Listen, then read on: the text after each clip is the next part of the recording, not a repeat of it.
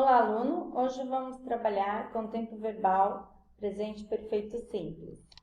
Bom, diferente do presente e do passado simples, o presente perfeito ele é um tempo verbal um pouco diferente, porque nós vamos usar o auxiliar não só na forma interrogativa e negativa, mas também na forma afirmativa. O meu auxiliar no present perfect vai ser o have e o has. Nesse caso, have para I, you, we, they e o has para he, she, it, que são as terceiras pessoas do singular. E também vou usar o verbo na terceira coluna, que é a coluna que chamamos de particípio passado. E na negativa, o have mais o not fica haven't e o has mais o not fica hasn't. Como vamos usar, então, o presente perfeito? Bom, eu tenho um exemplo aqui que diz, eu vi o Paulo ontem. Posso ver o Paulo outra vez? Sim.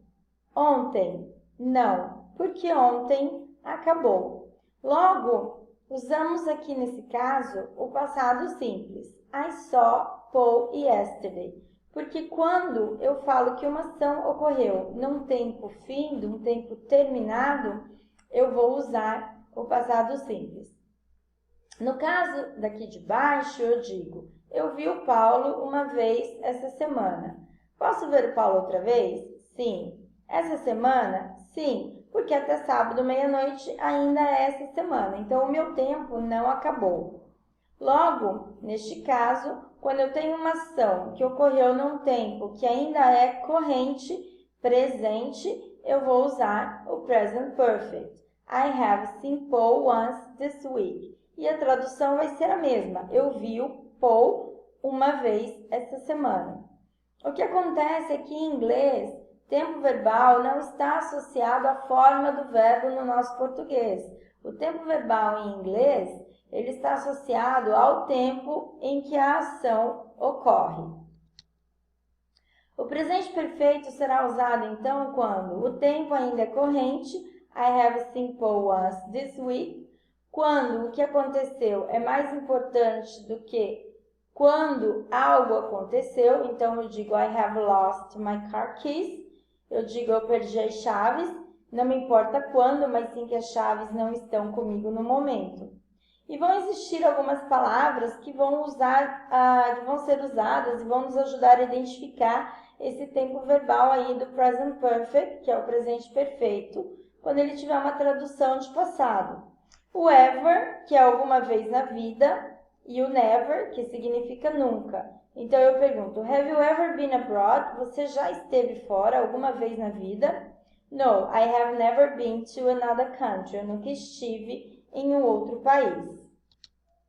O already, que significa já, de até o momento, e o yet, que significa ainda na negativa. Então, have you already finished the exercise? Você já terminou o exercício?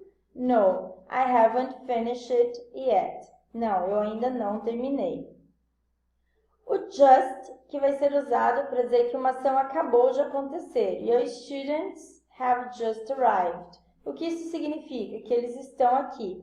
O importante não é se eles chegaram 1 minuto atrás, 2 minutos atrás, mas o fato deles já estarem aqui.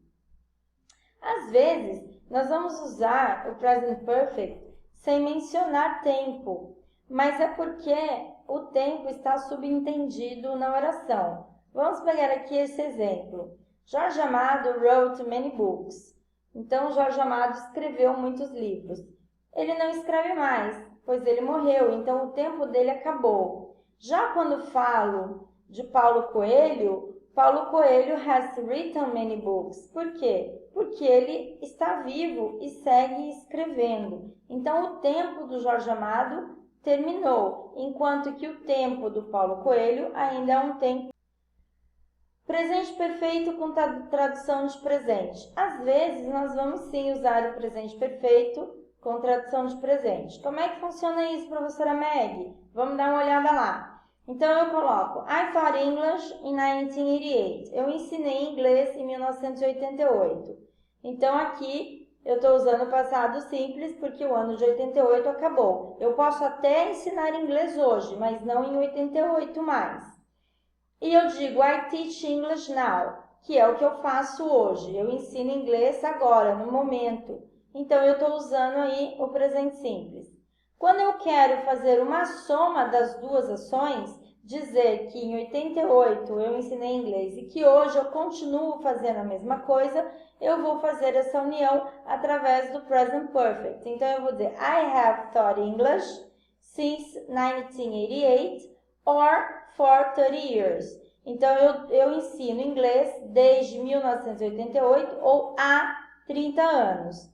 O since, ele vai marcar sempre o início da ação. Since last year, since Sunday, since I finished school. Então, desde o ano passado, desde o domingo, desde que eu terminei a escola. E o for, ele vai dar a duração da minha ação. For a year, for ages, for 2 hours. Então, por um ano, por anos ou por 2 horas. Então, resumindo aí, presente simples. I am married, sou casada. Estou dando uma informação no momento. I got married in 2004, me casei em 2004. Estou usando aqui o passado simples, pontuando o momento em que a ação aconteceu. E I've been married for 10 years, sou casada há 10 anos, usando aí o present perfect para dizer há quanto tempo a ação tem essa duração. Bom, espero que você tenha entendido bem essa aula. Agora vamos praticar.